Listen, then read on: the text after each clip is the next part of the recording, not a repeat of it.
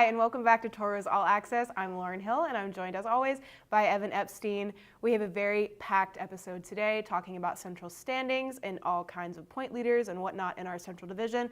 But before that, we have a lovely package that was made by Evan about our shootouts that we do every Thursday during practice and just a little behind the scenes on that. So let's roll that for y'all.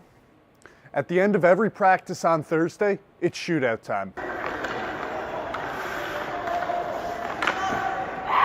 I think one of the biggest reason we do it is to get our guys, ready in case that we do end up going into overtime and going through the 3-on-3 and it's still even, and guys are still practicing shootout just like you would practice a forecheck or a regroup breakout. All those things, you do that just in case it happens in a game, right?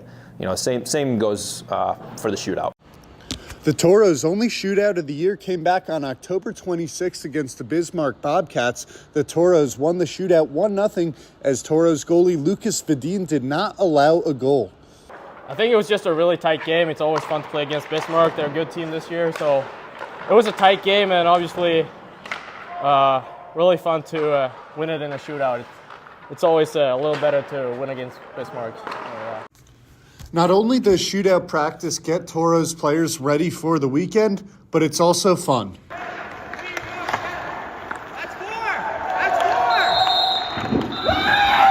It's just like a fun thing, finish Thursday's practice in a fun way and go into Friday with a good feeling, and then the loser gets a punishment, so that's also another fun thing, so yeah. Players are done as soon as they score a goal. The players gather around the slot when it's down to the final 3 to see which player will be last to score.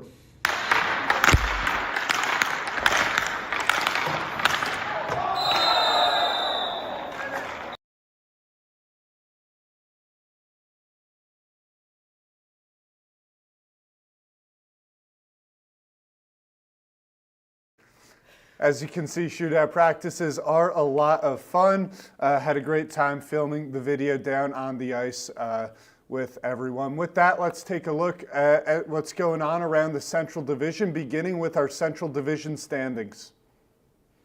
That will bring us to our number 1, which is Bismarck, when their record is 37-26 and 8. Our Minotauros are at number 2 with 37-27 and 10. Our Austin Bruins are number 3 at 36-25 and 11. Aberdeen is sitting at 4th with 36-21 and 14.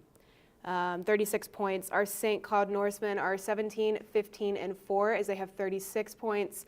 North Iowa is 14-17 and 4 as they have 35 points. And the Minnesota Mallards are at number 7 with 10-24 and 3 with 37 total points.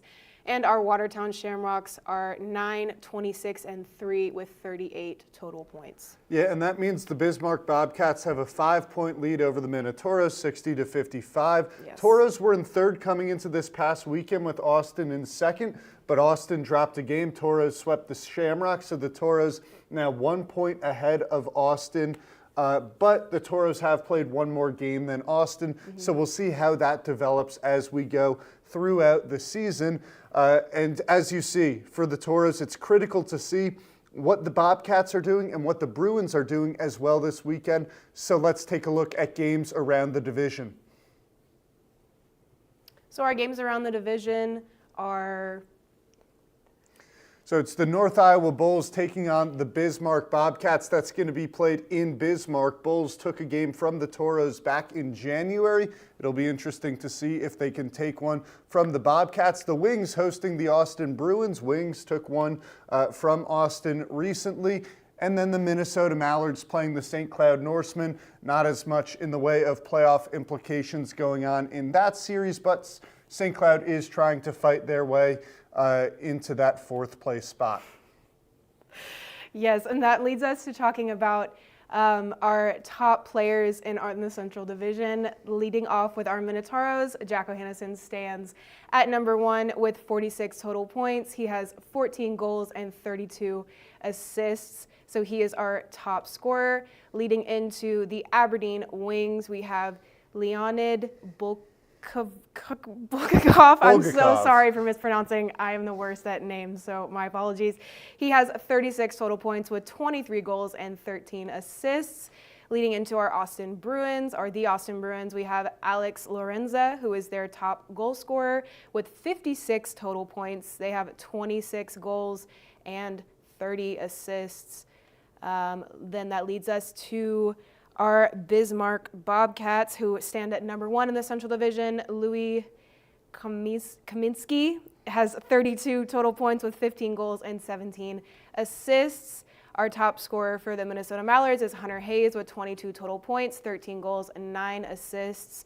Top scorer for the North Iowa Bulls is Cole Weirin with 35 total points, 12 goals, and 23 assists.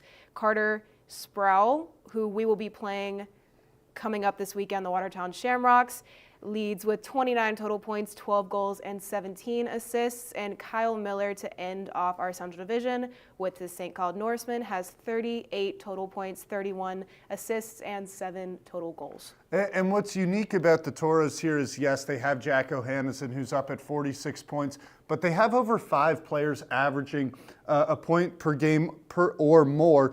We also should mention that Ian Spencer is tied with O'Hanneson at 46 points. And to run through those 5 players averaging over 5 per game, Jesse Yahala just 1 point behind the pair at 45 points. Billy Batten sitting at 38 points, and Billy Batten at 43, John Small at 38 points after he had 2 primary assists and a goal on Saturday as well as a goal on Friday.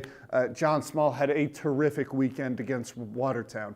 He did, and hopefully he'll have another terrific one as we travel to Watertown this weekend. We are not back in the Mesa Arena again until February 14th. That is Valentine's Day against the Bismarck Bobcats. Like Evan said, the next series that we play against the Bobcats and the Austin Bruins will be very, very, very important, as well as their following games leading up to the next time we play them will be very important, so make sure you stay and pay attention to that. But other than that, you can scan this QR code right there. That'll bring you to our link tree, which will bring you to our website, which will bring you to anything Minotaurs related that you possibly could want, from tickets to that Valentine's Bobcats game.